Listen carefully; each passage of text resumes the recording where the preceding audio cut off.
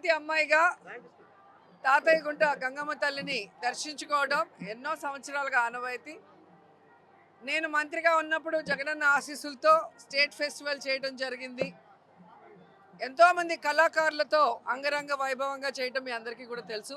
అలాగే ప్రతి సంవత్సరం కూడా అమ్మవారికి మేము సార తీసుకురావటం కూడా మీ అందరూ కూడా గమనించుంటారు. ఎందుకంటే గంగమ్మ తల్లి ఆశీస్సులు ఉంటే అందరం బాగుంటాం. అందుకే అమ్మ ఆశీస్సుల కోసం ఎవ్రీ ఇయర్ సారెతో రావటం జరుగుతుంది. అలాగే ఈ సంవత్సరం కూడా అమ్మవారికి సారని ఇచ్చి అమ్మ ఆశీస్సులు తీసుకొని చాలా సంతోషంగా ఇంటికి వెళ్తున్నాను. సో నాకు తెలిసి తాతయ్య గుంట గంగమ్మ తల్లి టెంపుల్కి వచ్చిన మొదటి సీఎం జగన్మోహన్ రెడ్డి గారే అనుకుంటాను. అలాగే అందరూ కూడా వస్తే ఇంకా బాగుంటుంది. ఎందుకంటే గంగమ్మ తల్లి గొప్పదనం ఇప్పటికే అందరికీ తెలుసు, ఇంకా కూడా తెలిసే అవకాశం ఉంటుంది. అమ్మను దర్శించుకొని కొండకు వెళ్ళి స్వామిని దర్శించుకోవడం ఆనవాయితీ కాబట్టి అది కంటిన్యూ చేయాలని అందరినీ కోరుకుంటున్నాను.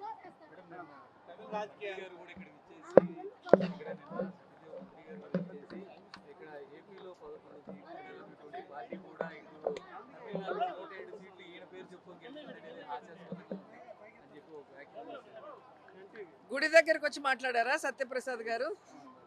చాలా సంతోషం.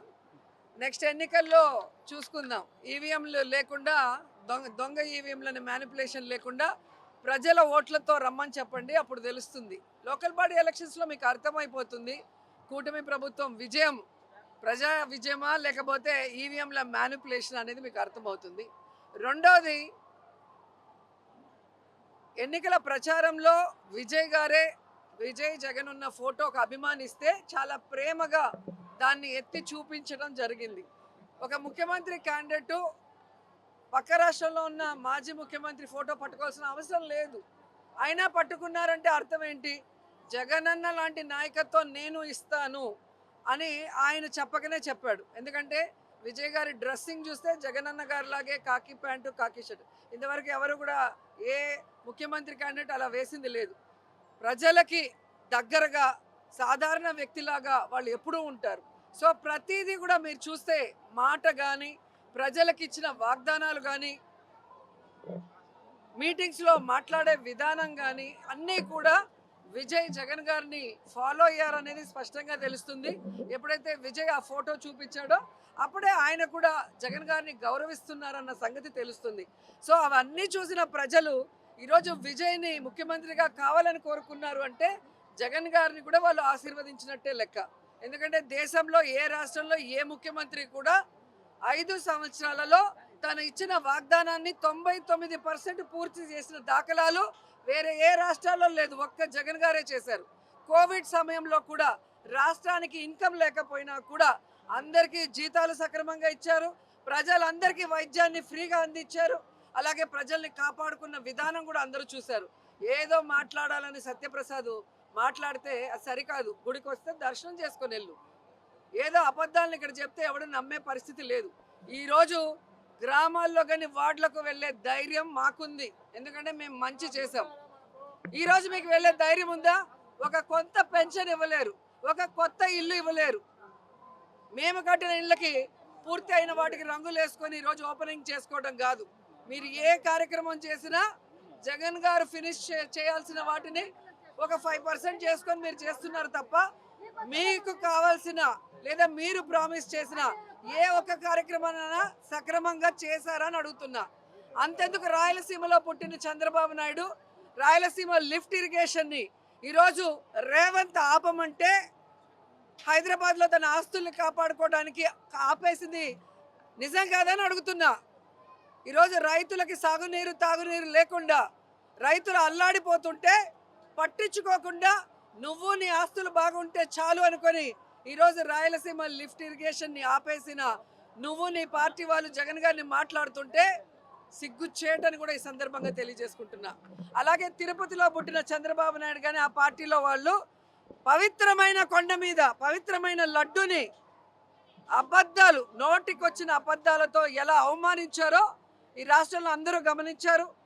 మళ్ళీ సిగ్గు లేకుండా అసెంబ్లీలో బాత్రూమ్ కెమికల్స్ వాడారు అని మాట్లాడుతుంటే ఇతను మనిషా లేకపోతే ఏంటి అనేది అనుమానం వచ్చింది. ఎందుకంటే ఒక తప్పు చేసుంటే ఆ చేసిన వాళ్ళని సాక్ష్యాధారాలతో నిరూపించి అరెస్ట్ చేయండి, శిక్షించండి, ఎవరు ఏమనరు. కానీ మీ మీటింగుల్లో ఒక లీకులు ఇవ్వటం, ఆ లీకుల ఆధారంగా అధికారం ఉంది ఇక్కడ ఢిల్లీలో అని చెప్పి మీ ఇష్టానికి వెంకటేశ్వర స్వామిని, లడ్డూని, అలాగే ఏ విషయాన్నైనా కూడా అబద్ధపు ప్రచారం చేసి అవమానించాలని చూసుకుంటే మాత్రం ఎవరు ఒప్పుకోమని కూడా ఈ సందర్భంగా తెలియజేస్తున్నాం. భగవంతుల్ని కాపాడాల్సిన, భగవంతుల మీద ఎవరైనా తప్పుడు ప్రచారం చేస్తే ఖండించాల్సిన బాధ్యత ఉన్న వాళ్ళు ఈరోజు వాళ్ళే అవమానకరంగా మాట్లాడుతుంటే చాలా బాధేస్తుంది. ఎందుకంటే వెంకటేశ్వర స్వామి మన జిల్లాలో ఉండటం మన అదృష్టం, మనమందరం గర్వపడాల్సిన విషయం. ప్రపంచంలో ఎవరైనా, ఏ మతం వాళ్ళైనా, ఏ కులం వాళ్ళైనా కూడా ఎంతో నమ్మకంతో వచ్చే తిరుమలకి ఈరోజు అపహాస్యం పాలు చేయాలనుకోవడం చాలా సిగ్గుచేటు. దాన్నైనా ఇప్పటి వరకు ఆపి దాని మీద ఉన్న చైర్మన్ ఎవరైతే అపవిత్రుడు ఉన్నాడో అతన్ని తొందరగా సస్పెండ్ చేసి దించితే బాగుంటుందని కూడా డిమాండ్ చేస్తున్నారు.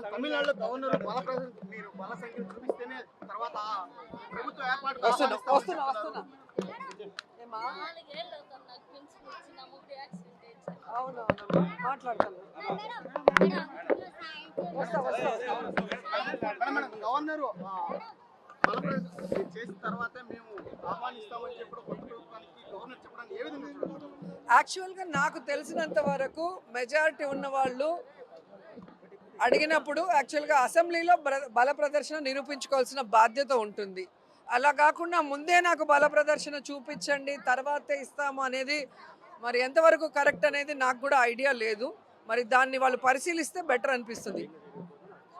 ఎందుకంటే ప్రజలందరూ కూడా విజయ్ కావాలి, ఒక అవకాశం ఇద్దాం అనుకున్నప్పుడు సవ్యంగా ఈ కార్యక్రమాన్ని జరిపి బల ప్రదర్శనలో ఒకవేళ బల ప్రదర్శనలో ఆయన నిరూపించుకోలేకపోతే అప్పుడు ఎలాగో గవర్నర్ చేతిలో ఉంటుంది. అంతేగాని ముందే అది చెప్పడం అనేది ఓటేసిన ప్రతి ఒక్కరికి చాలా బాధగా ఉంది అనేది తెలుస్తుంది. కాబట్టి ప్రజాభిప్రాయాన్ని గౌరవించి వాళ్ళు వెంటనే అది జరిపిస్తే సక్రమంగా, సవ్యంగా, ప్రశాంతంగా బాగుంటుంది. నేనేం అననండి, మీరు అడిగిన దానికి నేను ఆన్సర్ చెప్పాను.